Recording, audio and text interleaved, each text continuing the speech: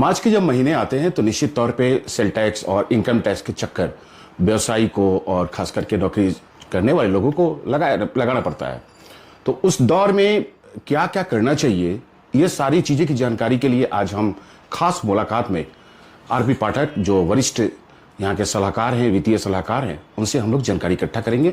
हमारे आकर पढ़ाई में आपका स्वागत है। खास करके आज के जो दौर है वित्तीय, उसमें मार्च के महीने में इनकम टैक्स और सेल टैक्स में कई ऐसे कानूनी प्रक्रियाओं के अंतर्गत में आ जाता है। तो हम ये पहले जानना चाहेंगे कि सेल टैक्स और इनकम टैक्स जो दोनों टैक्स है वो दोनों अलग अलग है या एक ही है? ना, दोनों अलग अलग है। जैसे कि इनकम टैक्स हुआ, ये हुआ डायरेक्ट टैक्सेज हुआ, इससे जो रेवेन्यू इलेक्ट होता है वो डायरेक्ट इनकम टैक्स में जाता है, वो गवर्नमेंट के पास जाता है। और सेल टैक्स हुआ वो इनडायरेक्ट टैक्सेज हुआ, वो आधा सेल टैक्स स्टेट के लिए होता है और आधा सेंटर के लिए होता है। तो सेल टैक्स मूलतः सेल पर या सर्विसेज पर लगता है, जो जिसका जीएसटी हो गया, गुड एंड सर्विसेज टैक्सेस हो गया हुआ। और इनकम टैक्स इनकम पे लगता है, जो आप सेल किए उसमें सेल उसका वो स्लैब रेट बना हुआ है, 8%, 12%, 18%, 28% हिसाब से सेल टैक्स है, जीएसटी है, वो उस पर लगता है। और इनकम टैक्स है वो तो अपने स्लैब रेट इनकम के अनुसार लगता है, जो आप इनकम किए हुए साल भर में खर्च के बाद, कटौती के बाद, वो इनकम पे जो इनकम टैक्स लगता है वो स्लैब रेट के अनुसार लगता है। तो इनकम टैक्स में अभी दो स्लैब चल रहे हैं, एक न्यू टैक्स रिजम, एक ओल्ड टैक्स रिजम। तो न्यू टैक्स रिजम में तो डिडक्शन आपको 80C का जो मिलता है वो छूट वो 80C का रहेगा ही रहेगा। और न्यू टैक्स रिजम में है कि अगर आप 7 लाख तक आपकी इनकम है तो कोई टैक्स नहीं लगेगा, नील रहेगा। और 7 लाख से अगर आपका 100 रुपये भी ज़्यादा हो रहा है तो आप एग्जाम्पशन आपका 4 लाख ही मिलेगा। 4 लाख तक नील रहेगा, और 4 से 8 रहेगा 5%, 8 से 12 10, 12 से 16 15, और 16 से 20 20 से 25% 25%, उसके बाद 30% है। एक दौर था जब सेल टैक्स में वैट आया था, उसके बाद फिर अभी जीएसटी आ गया। तो कई लोग आज भी छोटे छोटे व्यापारी लोग को समझ में नहीं आ पाता है कि जीएसटी क्या है, वैट क्या है, और अपने व्यापार करने चले जाते हैं। तो क्या सरकार इन लोगों पर अनुबंध लगाएगा, या जीएसटी क्या है उसके विषय में थोड़ा सा जानकारी? जीएसटी जैसे पहले 3 वैट के पहले भी एक सेल टैक्स था, वो सेल टैक्स के बाद 3 वैट आया, और 3 वैट के बाद अब नया 31 जुलाई या 1 जुलाई से आपका ये जीएसटी आ गया, गुड एंड सर्विसेज टैक्सेज आ गया।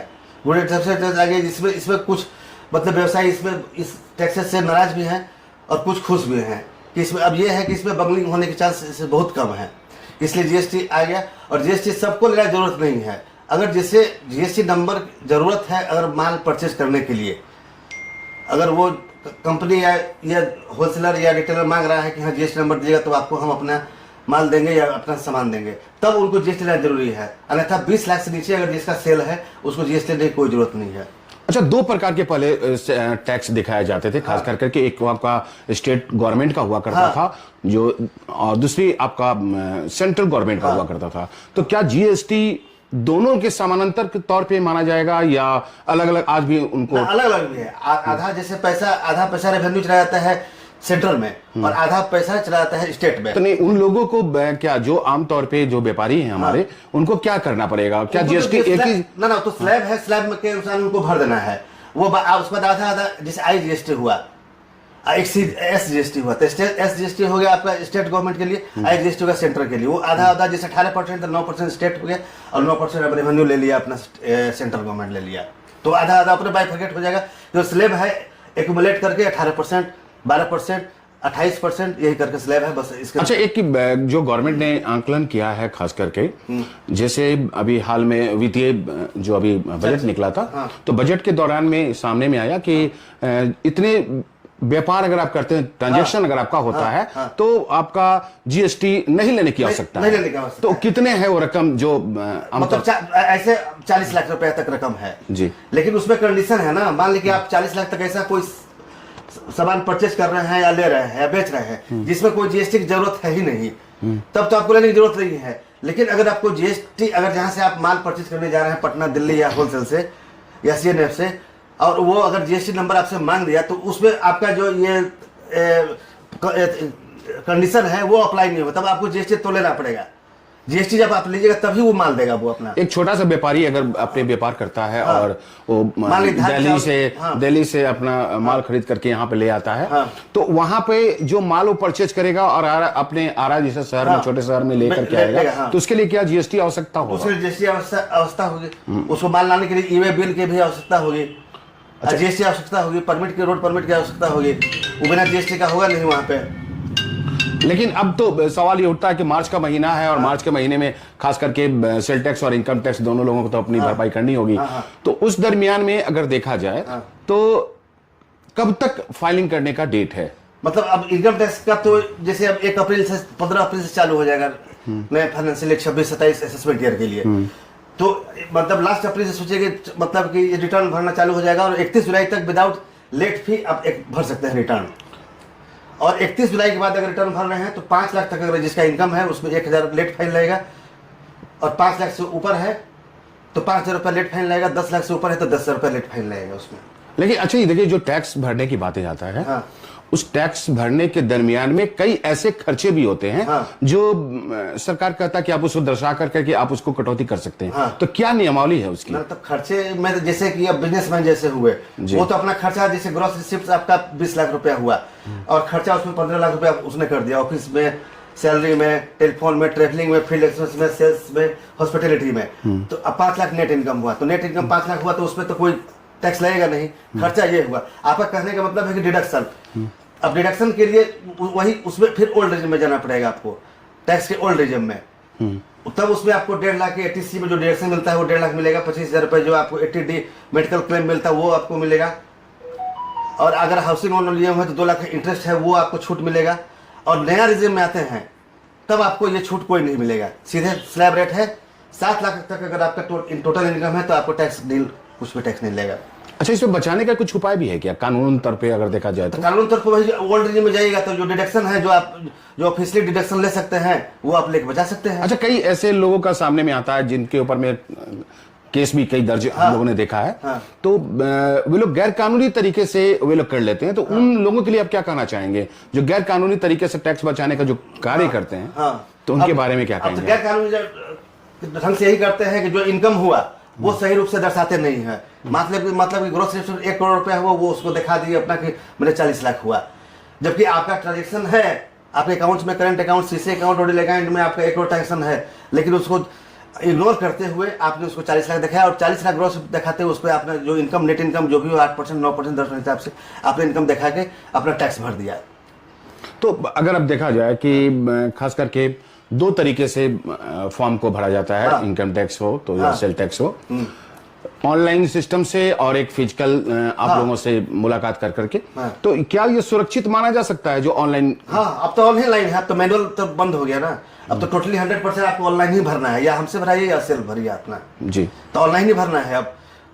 और आधार से पैन लिंक होना चाहिए, OTP से वेरीफाई होना चाहिए। अब इसमें सिक्योरिटी है, इसमें कोई दूसरा आपसे ये गलत काम नहीं हो सकता है, और जितना भी आपका डाटा है वो सब डाटा टोटल आपका इनकम टैक्स CPC बेंगलोर में टोटली है।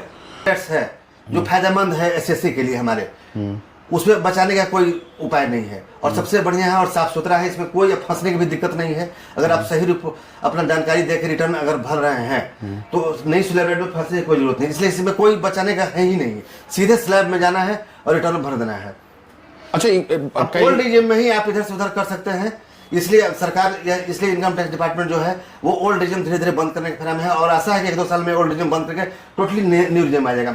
और न्यू रेजिम इसलिए ला रहा है कि उसमें आपको चोरी करने का कोई चांस नहीं है। अच्छा, कई आपके पास में ऐसे व्यापारी आते होंगे जो लोग कहते होंगे कि हमारा ये बचा दीजिए, हमारा ये सारे पैसे बचा दीजिए, तो उस दरमियान में आप क्या करते हैं? जैसे वो तो लीगली है या ऑफिशियली या सही रूप से कहिए तो उसके लिए ऑडिट आदमी करा देता है, ऑडिट जिससे हो गया उसके लिए पृष्ठभूमि में जाना पड़ेगा, बैक डोर से जाना पड़ेगा ना, बैक डोर जाने जरूरत नहीं है। ऑडिट हो गया, जैसे 1 करोड़ से ऊपर जिसका सेल हो गया आप वो ऑडिट केस में चलाता है, अगर मानो तो ऑडिट करा लीजिए, तो ऑडिट अगर कराते हैं तो आप 8% नीचे इनकम रख सकते हैं, 3%, 4%, तो उसका इनकम कम हो गया। ये भी कोई एकदम जायज है, ऑफिशियली है, इसमें भी कोई गलत तरीका नहीं है बचाने का, ये भी ऑडिट से बच सकता है आदमी। तो बिजनेसमैन के लिए बचने का तरीका है उसमें भी, जैसे 5 करोड़ का आपने टर्नओवर किया, तो अगर आप ऐसे भरेंगे बिना ऑडिट का सीए के बिना ऑडिट कर भरेंगे तो 8% मिनिमम आपको इनकम नेट प्रॉफिट लेना होगा, तो 8 5 40 लाख, 40 लाख रुपया इनकम आपको हो गया, तो 40% टैक्स तो बहुत लग जाएगा।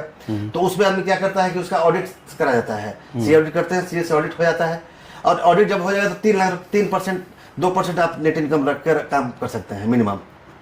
तो 3 लाख किए तो 3 5 15, तो 15 लाख हुआ, कहाँ 40 लाख हुआ, 15 लाख हुआ टैक्सेबल इनकम। अब 15 लाख पर आप टैक्सेबल इनकम देना है उसको तो एकदम ठीक है, कोई दिक्कत ऑडिट आप करा सकते हैं, इनकम टैक्स का ही रूल है, एक्ट है, नियम है, कानून है, इसमें आप आराम से, कोई दिक्कत नहीं। ये ऑफिशियली हुआ, ये चोरी करने का कोई तरीका अब कोई जायज नहीं है, अगर लोग कर रहे हैं तो गलत कर रहे हैं, आज तो कल फंस रहा है। इसलिए जितना भी जानकारी आपको है total income tax site AIS पे आ जा रहा है, आपका टोटल इंटरेस्ट कितना मिला सेविंग अकाउंट से, FD से कितना इंटरेस्ट आपको मिला हुआ है, डिविडेंड कितना मिला हुआ है, आपने म्यूचुअल उस ड्यूरिंग द फाइनेंशियल कितना म्यूचुअल फंड आपने खरीदे बेचे हैं, वो सारी जानकारी उसमें आ गया है। ये सारी जानकारी आप इनकम टैक्स के पास पहुंच गया है, इसलिए कि पैन आधार आपका लिंक है। हाँ।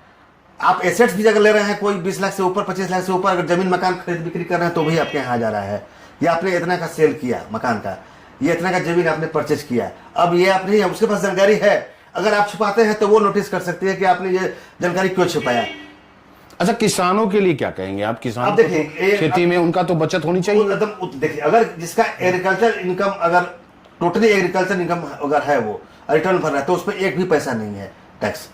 अगर उसका 50 लाख अगर इनकम है केवल एग्रीकल्चर से, बशर्ते अपना जमीन होना चाहिए अपने नाम से, तब उसको कोई टैक्स नहीं है। देखिए हमारा देश खास करके 80% ग्रामीण में है और 20% ही शहरी निकाय में रहा करते हैं, लेकिन 80% के लोग तो आज भी टैक्सेशन नहीं भर पाते हैं।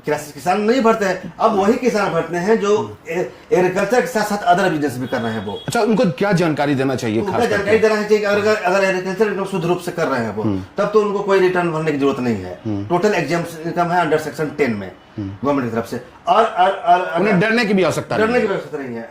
अगर एक्सक्लूसिवली केवल एग्रीकल्चर है तब, और एग्रीकल्चर के साथ अगर आपका बिजनेस कोई इनकम है, मान लीजिए कोई आप ट्रक बस चला रहे हैं, आप कोई दुकान है हार्डवेयर का, सॉफ्टवेयर का दुकान है, या कोई और अलग बिजनेस भी आप कर रहे हैं, तब उसके साथ अगर एग्रीकल्चर इनकम है तो कंडीशनल है, वो छूट आपको एग्रीकल्चर इनकम का मिलेगा उस बिजनेस के साथ। अच्छा, अमूमन तौर पे वकील साहब एक बात बता दीजिए, जैसे कोई कृषक है और अपने जमीन है जिनके ऊपर में 30 से 35 बीघे जमीन है और अपना खेती कर करके अपने जीवन पार्जन करता है और अपनी पत्नी के नाम पर व्यापार भी करता है, ठीक है, जबकि वो पत्नी उसकी करती नहीं है, बाकी सब कुछ देखरेख करना है, लेकिन उनका नाम उनके अनुकूल होता है, तो उस परिस्थिति में आपका टैक्सेशन की जब बात आएगा, उनका तो इनकम टैक्स में नाम नहीं आ पाएगा, क्योंकि वो उनका नहीं आ पाएगा ना, वो अब तो ये तो हो गया इंडिविजुअल हो गया ना।